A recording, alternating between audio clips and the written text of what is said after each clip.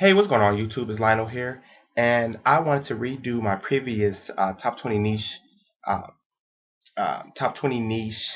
fall winter fragrance list.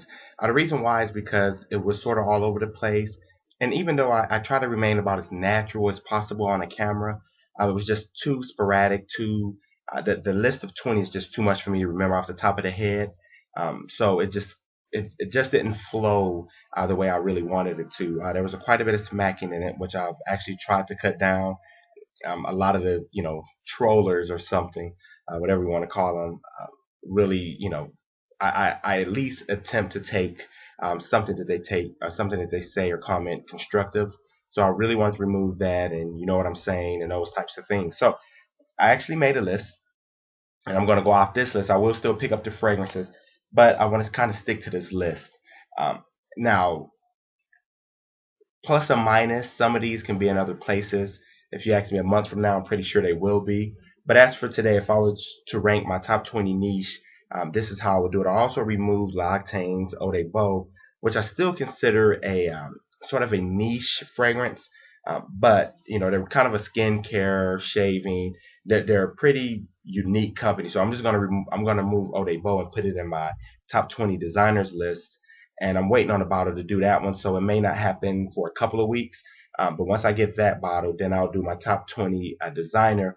But I did want to get my top 20 niche out because I'm pretty sure outside of Matt, maybe adding Carner Barcelona Cures, the leather kind of black Afghano type fragrance, and adding another fragrance I was thinking about adding was a full bottle of Ladani, which is already in this video, or a partial bottle of Ladani, which is already in this video.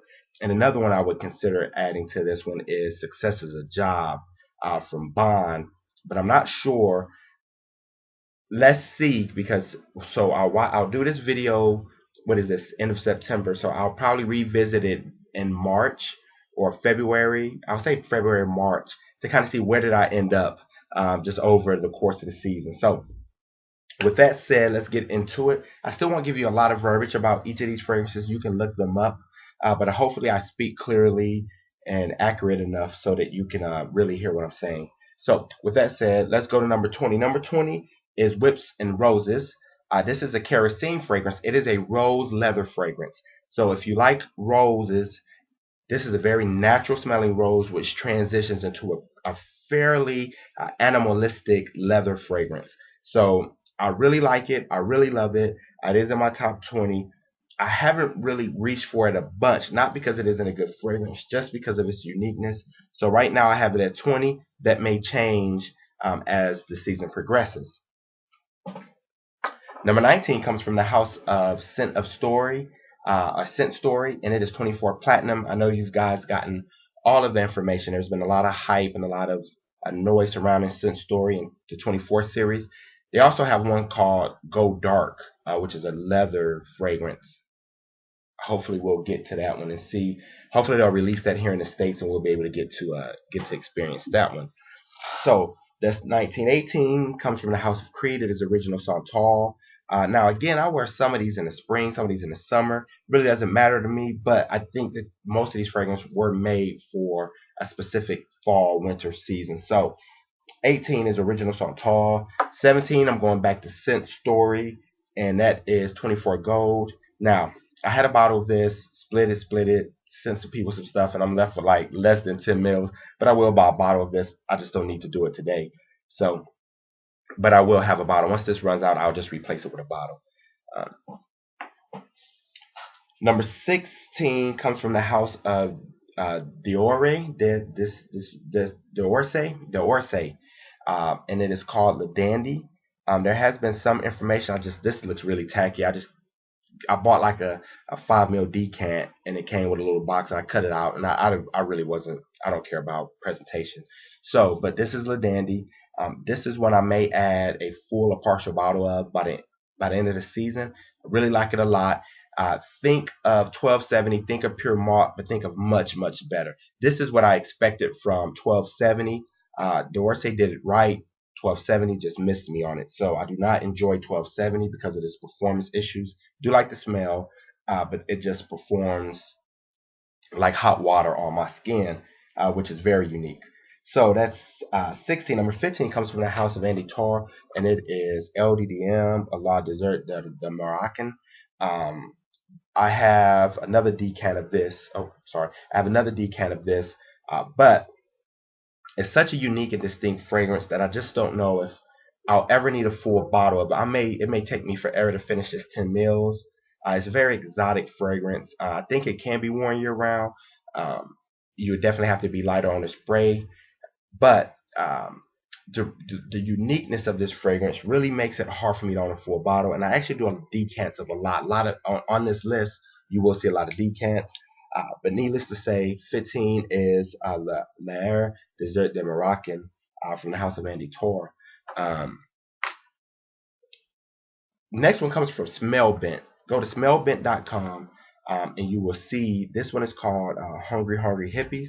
Can't remember who sent me this, but this is a gorgeous chocolatey brownie sort of a little bud and a little reefer in there or something. So that's what it was meant to be, sort of a hippie-ish.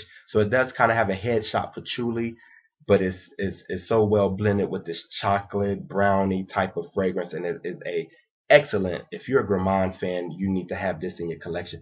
And they offer these in different sizes, so you can get like this size decant, you can get the oil, or I think the 50 ml EDP spray is about $45 plus shipping. So smellbent.com, Hungry Hungry Hippies. Look it up, research it. Beautiful fragrance. That was 14. 13 comes from the House of Surgical Tens. This is Chergui.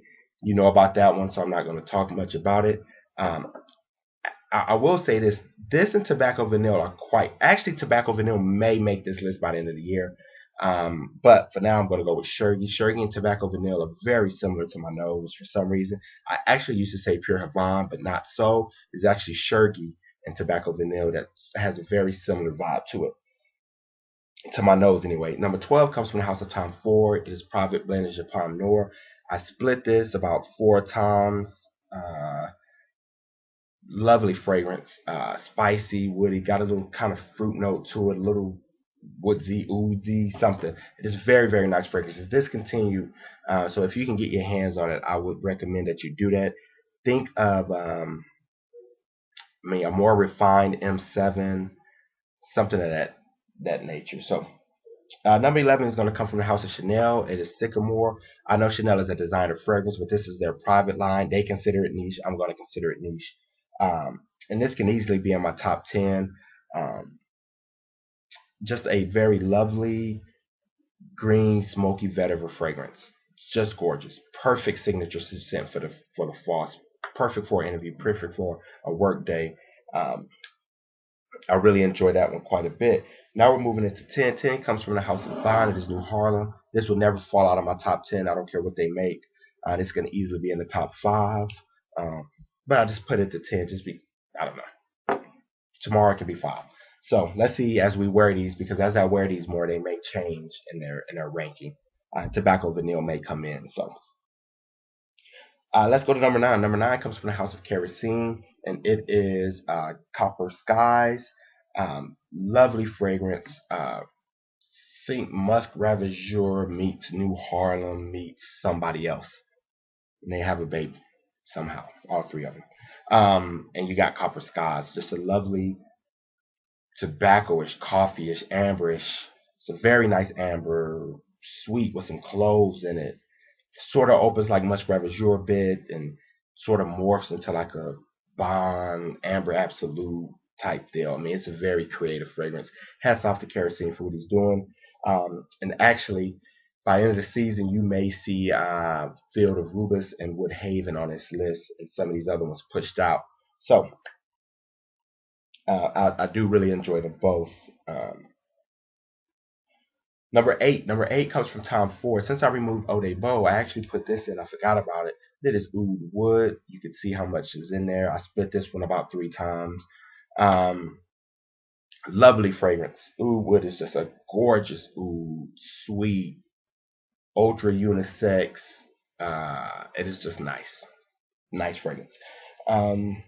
Number 7 is going to come from the House of Parfum de Empire. This can easily be in my top 5. It's Ambre Rouge. a very amberish, boozy, with a little leather and tea in there. It lasts forever, projects like a monster. For $110, you cannot. This is one of the pound for pounds. This one, Kerosine's house, in that 100 to 150 price range for 100 mil niche. Kerosene and Perfume Day Empire does it for me. Does it? Does it? Does it? Does it? I mean, they're just amazing. Both of those houses are amazing. I actually got this one. This one was about up to here when I got it for free from Christopher White. Shout out to you, brother. Just a generous brother. Said, hey man, I know you were looking for it. Here you go. And he sent it to me, shipped it to me for free, his own money. I don't know what to say. I actually have more, but some people asked about it, really wanted to try it. Somebody wanted some. I seen someone looking for a decan of it, and I ended up sending it to them. Since I got it free, I wanted to share the love, pay it forward. So thank you, Chris. There's other people in the community who has this because of you, and didn't have to pay for it. Love you for it, brother. Thank you, thank you, thank you. Okay, let's go to number 6. Number 6 and number 5 can go tit for tat, and it is this is Black Oud, and I have another decant, and this is Rose Oud. Um, they're the same sort of fragrance. Dark Black Oud is sort of like they put Rose Oud and Incense Oud and turned up the volume a bit, so it's sort of incensey, woodsy, oudy rose fragrance, but it has a little bit of sweetness in there, some woods. It is just a gorgeous fragrance. And Rose Oud is a I would put it in the Tom Ford Oud Wood, maybe a little dirtier than that. Oud fragrance with this vibrant rose sweetness to it, just a gorgeous, gorgeous fragrance. I actually had Cruel Intentions in this list, and Cruel Intentions could be in the list, but I don't particularly say it's a fall winter fragrance. I don't know, so I took it out. But Cruel Intentions can easily be in that list. Now I'm down to number 4. Number 4 comes from the house of Frederic Malle. It is Muscat Azure. This was a full decant. I've used this much in about a year. The only reason I have a decant of this is because I don't know if I want to shell out the money for a full bottle. I think I do, but it's very expensive. And I'm very careful on just investing so many dollars in different bottles. If I have full bottles of all this stuff, I'll be easily over $2,000. Easily over $2,000. I would probably say about $5,000 if I have full bottles of all this stuff. So I just, I like decants, and I got this one for a very good price. So number 2, no, that was number 4. Number 3 comes from the house of Tom Ford. It's another private blend, and it is Amber Absolute. Gorgeous amber fragrance. Love it to death. Can easily be 3, 2, 1, but it is 3. Tom Ford actually got a lot of love from me in this one. Because this is the private blend, 2 of his other fragrances are going to make my fall fragrances, but they're designer fragrances. So this is the private blend. I put them here. Number 2 comes from the house of Guerlain. I see a lot of people put this in designer, but Guerlain is a niche perfumer. They're like the epitome of French perfumery. L'Instant de Guerlain Extreme. Coach Rob did a video. Hype or not, believe or not.